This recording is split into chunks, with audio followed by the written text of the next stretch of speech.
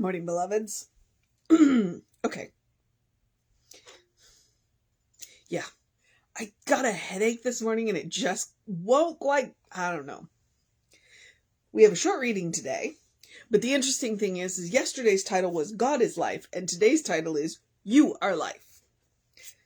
They are different authors, though, although they're both Helens, so that's really interesting. All right, it is July 7th. Our title is You Are Life. Our author is Helen van Slyke. The title from Mountain Thoughts, 1927, and it's from SOM Publishing, so she's a Science of Mind person. So, You Are Life. Stop thinking of life as a span of a few short years, stretching from the cradle to the grave. God is life, and you are one with God. Therefore, you too are life. Birthless and deathless and changeless. Awaken to the joy of it. Stop contemplating death and live. Feel the thrill of it. Sense the wonder of it.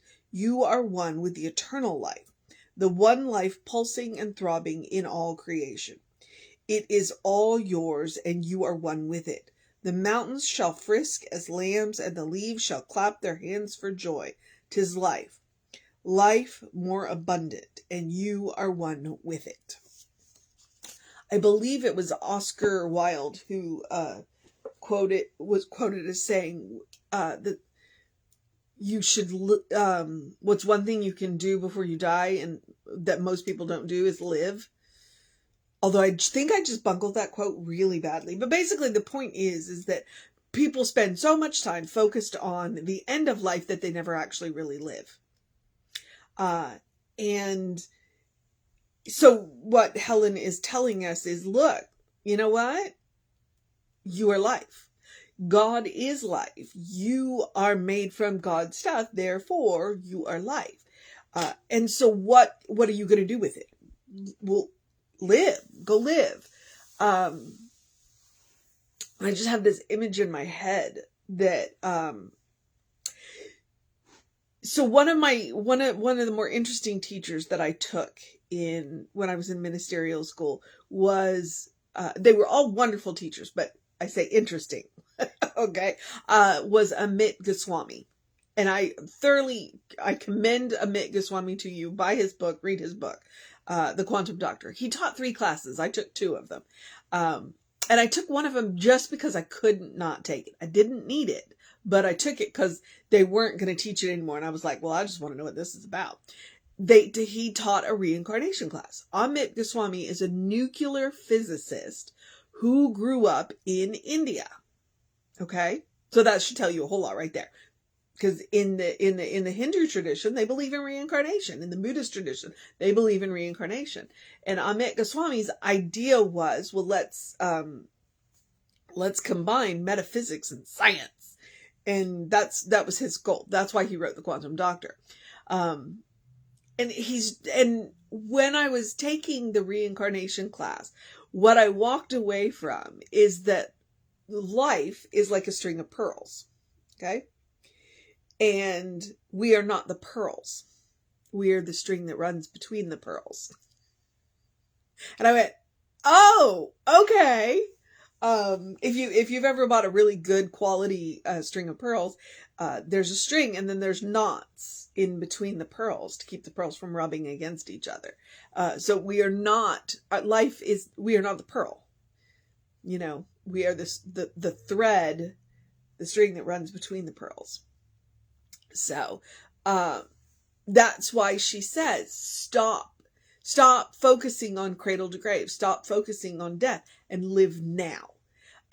Because these are not what we are. These bodies are not what we are. The brain is not our consciousness. It is something beyond that. And science tells us that. Science cannot measure where consciousness is. They're still trying to figure it out.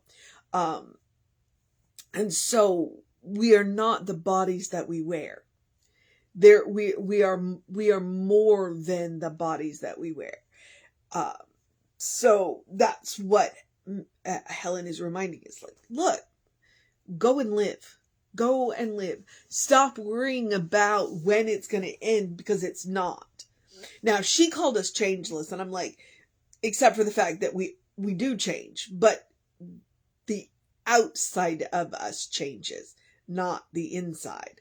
You know, the essential spark that makes us what we are. And that's one of the reasons why I like to call us divine sparks, because, or divine splinters even, is because the soul of us, it's, as Emerson likes to call it, is the oversoul. It's like there's this one great soul. That's what God is, one great soul. And each and every one of us have found this little tiny part of that great soul. And we have individualized it for ourselves. So we're still part of that greater whole, and yet we are our own individualized entity. And so I think that's where it is. It's like, it gives me my particular attitude, you know, when people transition, when people pass, because I've had a couple of, in the last 6 months, I've had a couple of big ones,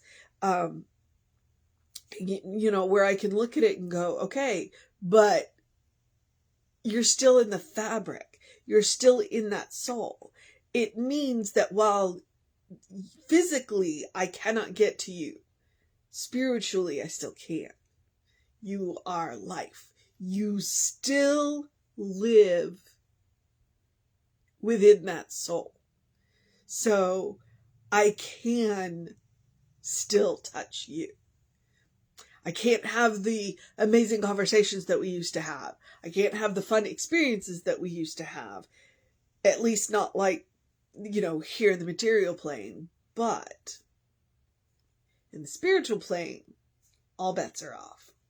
So, you are life. Go and live. What is the one thing that all people should do before they die? Live. Because it's the one thing. There's an Oscar Wilde quote that I just made a mess of. So, you are life. Birthless, deathless, changeless. Because you are one with God. And God is life. That is what it is. And I just got a little weird there. So, yeah. All right.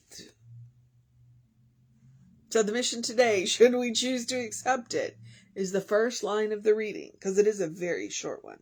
Stop thinking of life as a span of a few short years.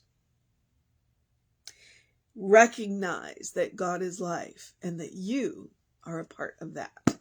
That's the mission today. Should we choose to accept it? Oh, okay. Yeah.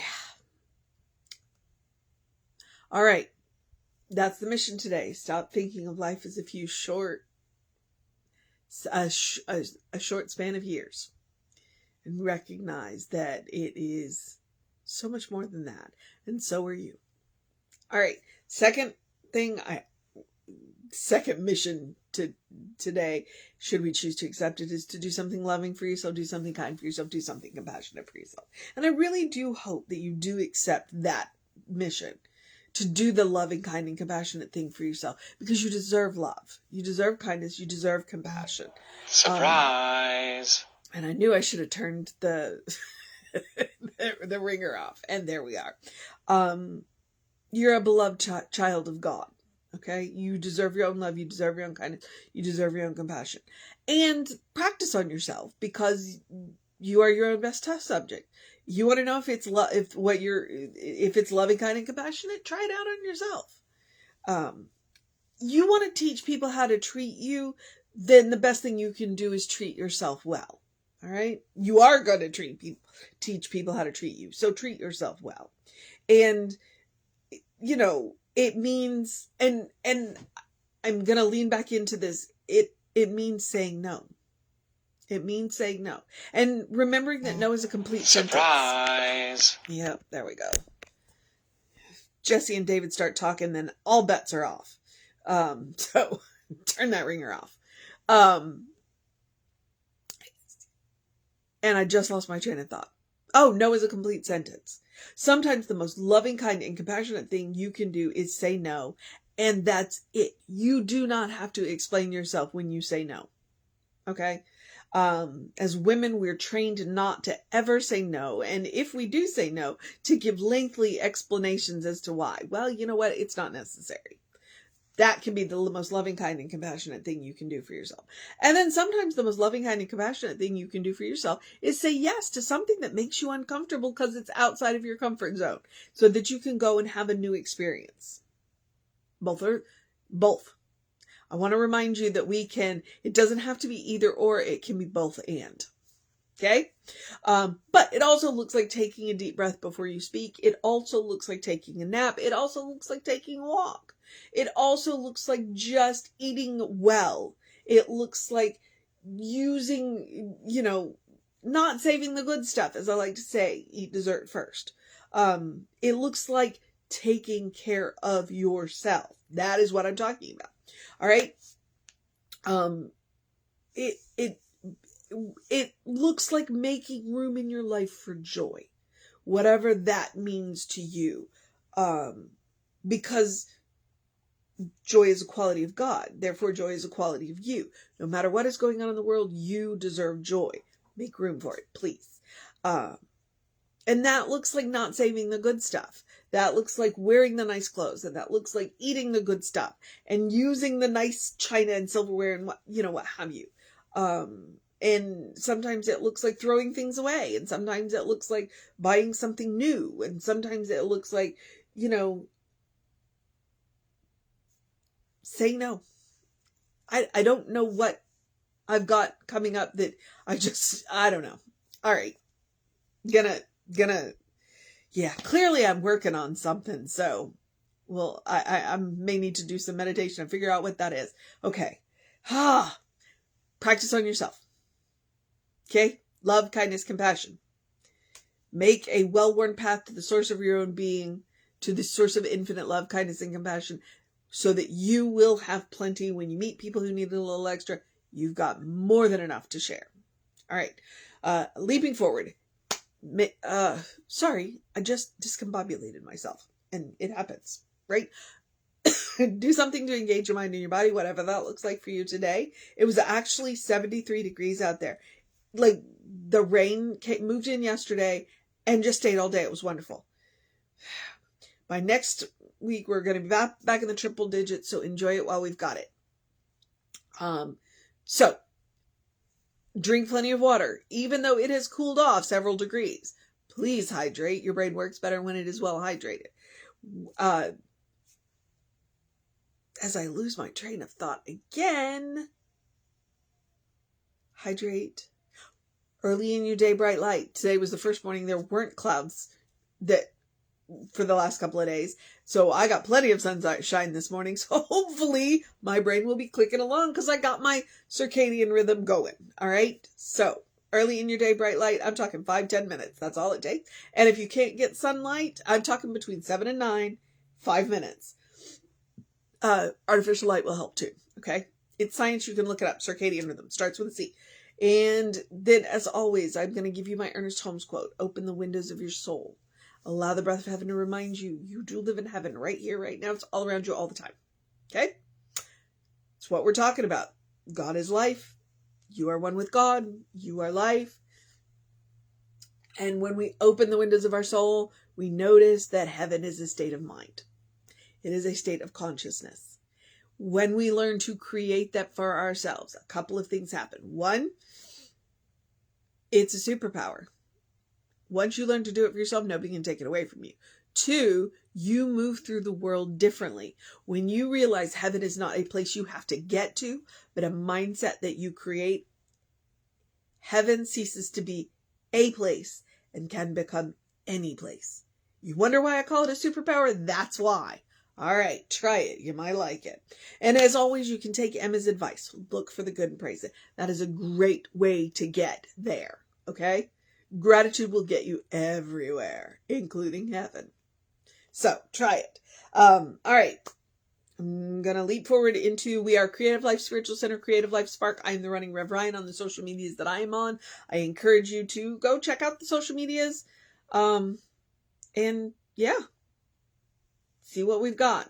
I'm leaning into the YouTube channels because right now the rest of the social medias are a little bit of a bear to manage, but the YouTube channel, there's good stuff on that. So, hours, go look. All right. And if you want to know what's going on with the center, please email info@creativelife.org. That will get you a constant contact email. So if you sign up and you don't get it, check your spam folder or your junk folder, because it could be there too. And then those hot links are hot. It'll either take you right to the information you want or to the person that can help you get it. Okay. Yes. Leaping forward into, I'm going to encourage you to have a great day, wondrous day, a fantastic day, a magical day, an enchanted day, a wonder-filled day, an awesome day. Yesterday was a consistent day and a conscious day. So yes, consistent day, conscious day, a remember who you are day, a remember that you are life day, a remember whose soul we are using day, a good day. And if that is too much pressure, simply have a day. You are enough, just as you are. You're a beloved child of God. You are a divine spark, a brilliant light. You are spirit in motion. You are God in action. And as Reverend Jesse likes to call us, you are godly. All right? Know who you are. Explore the truth of your being on a regular basis. You want to create a heavenly mindset? That's how you do it.